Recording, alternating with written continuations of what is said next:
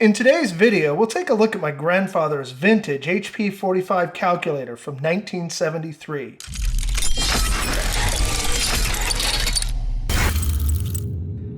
I have a few vintage calculators in my collection, but by far the most prized is my grandfather's HP-45 from the early 1970s. It's missing the battery and the keys don't always register, so we'll give it some TLC and get it working.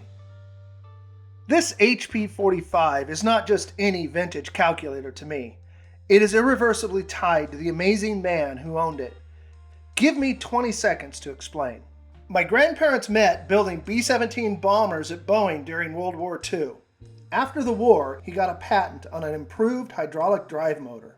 Among the projects that this calculator was almost certainly used on include this hydraulic truck dumping system and the hydraulic drive system that was used to move the very heavy segments of the Space Shuttle's solid rocket motors. I can see why he valued it so much, considering this is what he had to work with before the HP-45. At $395 in 1973, this cost the equivalent of over $2,200 today, so it had to be good. So I'm going to use some warm white vinegar and alcohol to clean the contacts. I just use a small cup here. I put a little bit of vinegar in it, warm it up for a few seconds in the microwave, not too hot. I use that to clean the contacts, get as much of the green material off. This is pretty badly corroded. I wasn't real happy with how well it was cleaning up, so I also pulled a pencil and used the pencil eraser to clean them a little bit better. Made sure to get underneath the tabs because corrosion can hide underneath there, and followed up with a little bit of alcohol in the end to neutralize the vinegar. I was never able to find a spot where this small piece of plastic goes. I'm assuming at this point that it is part of the original battery pack, which did not come with the calculator. So, let's take a look inside.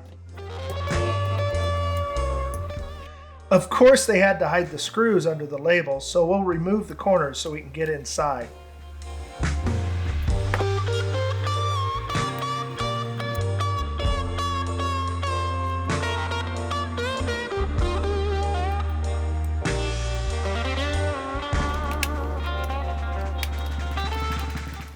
It looks like there's two more screws hidden under the bottom feet. Interestingly, the feet are only adhered on one side, so you can peel them aside to get to the screws.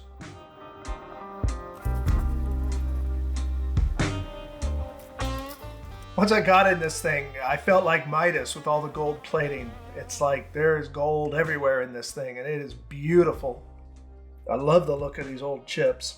And it looks like most of them are date stamped around late 1973.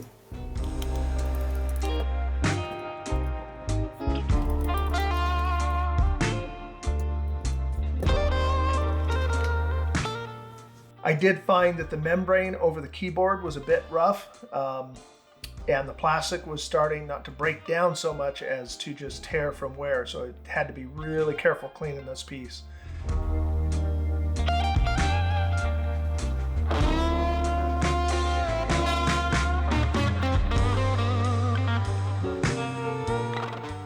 I decided to leave the keyboard membrane attached to the center frame. I didn't see any reason to desolder it. Everything in here looks gorgeous, and what I do need to clean I can easily get to, so there's no point in doing unneeded work. My theory is when in doubt, leave it alone. Keep it original and don't risk doing harm if you don't have to. So all the keys are going to go into this bin. We'll add some warm soapy water and get them all nice and clean.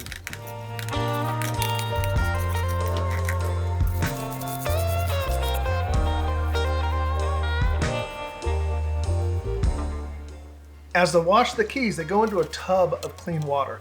This is not strictly necessary, but we have very hard water and it leaves pretty bad hard water spots, so I decided to use a little bit of bottled water to clean them up. I hope you don't mind while I'm cleaning these keys if I go on a bit of a tangent. In 1973, HP released the Hewlett-Packard 45 calculator.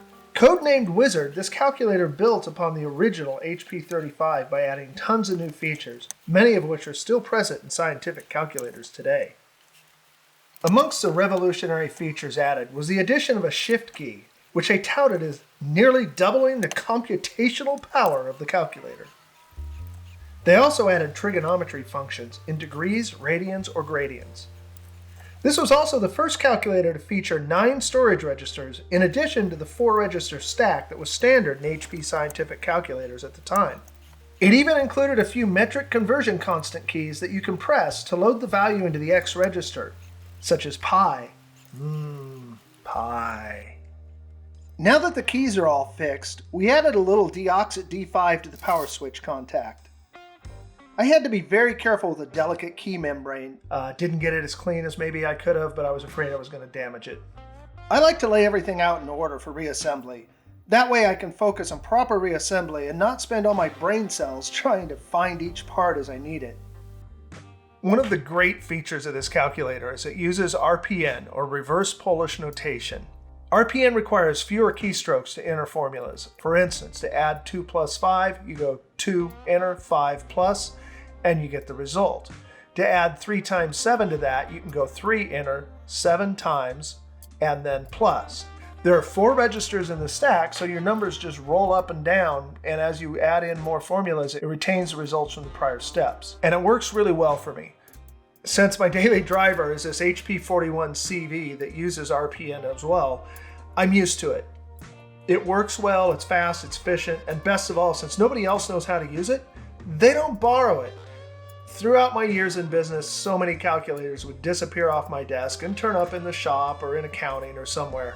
But the RPN calculator, it always stayed, and that's how it ended up being my daily driver when I was no longer doing engineering.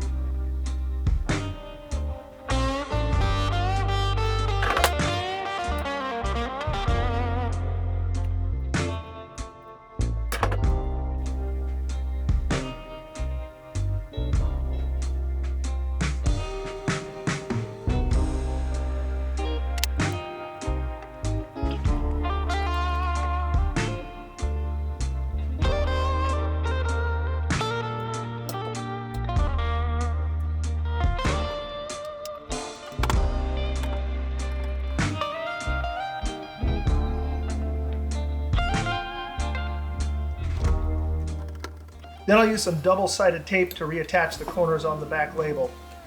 I just cut some pieces to fit the exposed space and set them in place with tweezers.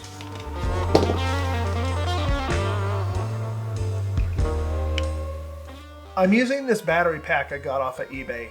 This pack has 3 alkaline batteries, which at 1.5 volts each is giving me 4.5 volts. The calculator was designed to run on rechargeable batteries, which are 1.2 volts each. So I'm going to have 4.5 volts instead of 3.75 volts. However, some research showed that it appears the charger applies as much as 5 volts, so this should be fine. However, if you're concerned about that, what I would recommend is use rechargeable batteries and just change them out and don't keep them in it. This is not my daily driver, so I'm not going to be keeping batteries in this period. I'll keep them separate and put them in when I want to use it. And there you have it. It works like a charm. This calculator is amazing.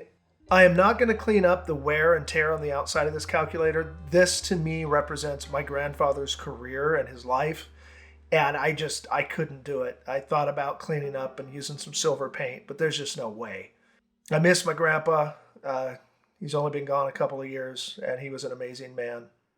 Anyway, I'll treasure this calculator for years. It always reminds me of him. I'll get it out and use it now and then.